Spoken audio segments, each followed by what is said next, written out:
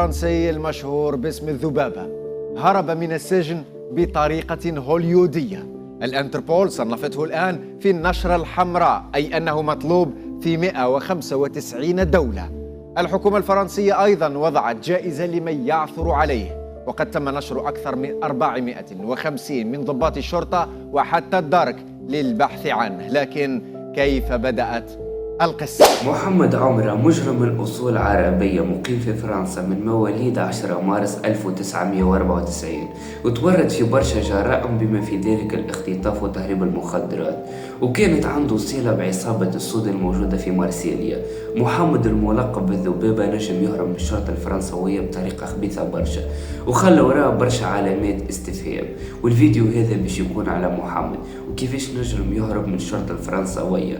ومرحبا بكم، وكيف العادة باش يكون معكم يحيى. اللي مازال ما حطش الجيم يحط الجيم، وما تنسوش السبسكرايب وما تفلت حتى ثانية من الفيديو هذا.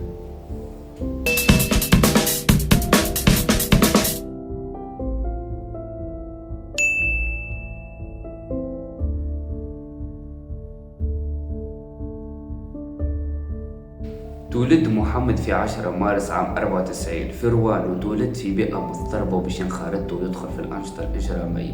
وعلى حسب النيابة العامة أول جريمة ارتكبها كان عمره 14 عام، وكانت جريمة متاع سرقة، وأول جريمة أدين بها في أكتوبر 2009. ومنذ ذلك الحين نجم يلم 13 إدانة بالسرقة والتآمر الإجرامي والعنف المسلح وبرشا جرائم أخرى. وفي 2022 دخل الحبس إيفر، واشتبهت فيه الشرطة أنه محمد يترأس شبكة مخدرات كبيرة وعندها سلة كبيرة بالعصابات الموجودة في مارسيليا، والإدانات اللي تشد عليها مش مرتبطة بالمخدرات. وفي عام 2022 اتهم بالتورط في عملية اختطاف كبيرة مرتبطة بعصابة في مارسيليا. وصفته وكالة الأنباء الفرنسوية لوموند محمد عمرة هو منتصف الهرم العصابات، يعني مجرم بروماكس محمد عمرة الحاسد. وبحسب الشرطة انه محمد متورط في تجارة المخدرات الدولية، لكن المحامين متاعو باش ينفيوا كل هذه الاتهامات. والتو باش نرجع بكم العام 2020 حكمت عليه محكمة إيفرو الإصلاحية بالسجن لمدة 3 شهور بتهمة السياقة المتهورة، وبعد عامين حكم عليه لمدة 3 سنين لارتكاب عدة جرائم. وفي 2024 باش يدخل حبس فال دي رويال وتحكم عليه ب 18 شهر بعد إدانته بتهمة السطو المسلح. وتمثلت عملية السطو اللي قام بها في 2019 اقتحام المحلات التجارية والمطاعم وسرقة مبلغ قيمته 10,000 يورو. والآن مع المفاجأة الكبرى،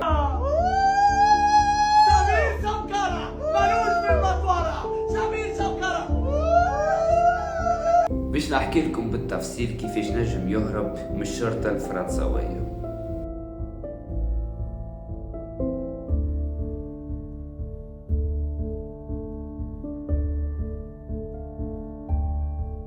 في عام 2024 مع 10:57 دقيقة في الصباح تعرضت الفانة متاع الشرطة اللي فيها محمد الكامين في نقطة تحصيل الرسوم على الطريق السريع A154-30 جنوب شرق روان. وكما باش يظهر في الفيديو متاع الكاميرا المراقبة كهرباء بيجو 5008 كحلاء اللون تصدم الفان من قدام اللي راكب فيها محمد وسكرت عليها الطريق، وخرجوا زوز رجال من كهرباء وزوز اخرين خرجوا من تالي من كهرباء أودي A5 كانت تتبع في الفان، وكانوا ملثمين بالأقنعة وعندهم كلاشنكوفات ورشاشات باش يشتبكوا مع الشرطة لمدة دقيقتين.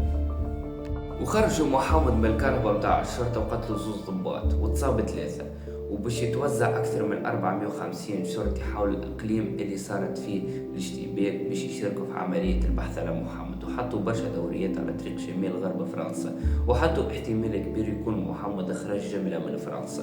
وإلى يومنا هذا مازال ما تسدش جميع تفاصيل الحكاية، تلقاوها الكل في صندوق الوصف. وكانك عندك موضوع إلى الكونت الانستغرام هذا، موعدنا إن شاء الله في فيديو قادم.